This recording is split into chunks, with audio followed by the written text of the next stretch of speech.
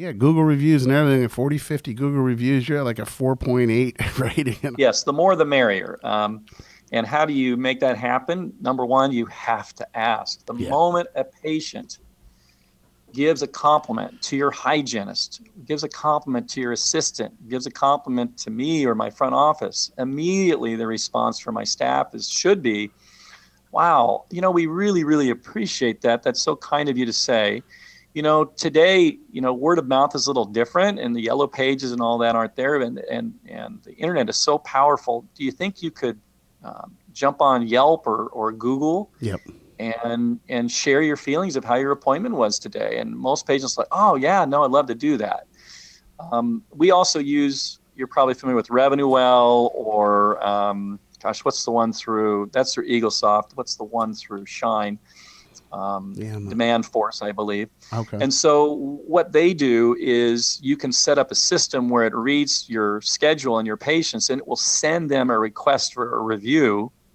If they haven't been in the office in 6 months, they'll get a text or an email saying, hey, would you mind doing a review? And it'll click through and link to it. So makes it a little easier for the patient to do that. Yeah.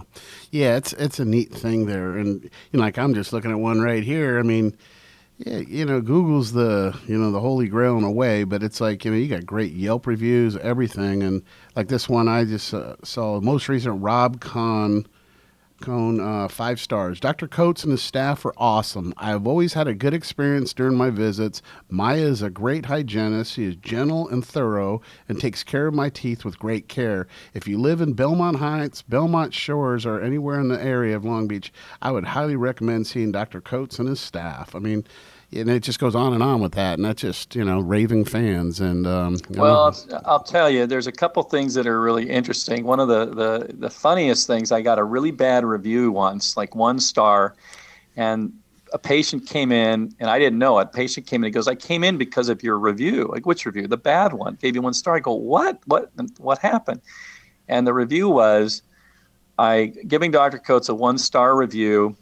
He charged me $50 for my I didn't show to the appointment twice. He missed 2 appointments, and he goes, it's because I was in jail. Oh, jeez. And I laughed at that too. I thought that was kind of funny. And we don't really charge for missed appointments. What we do is send a bill to the patient to get their attention. They call us. My staff says, oh, no, I have the power to waive that. That's great. Let me just slip you in here, there.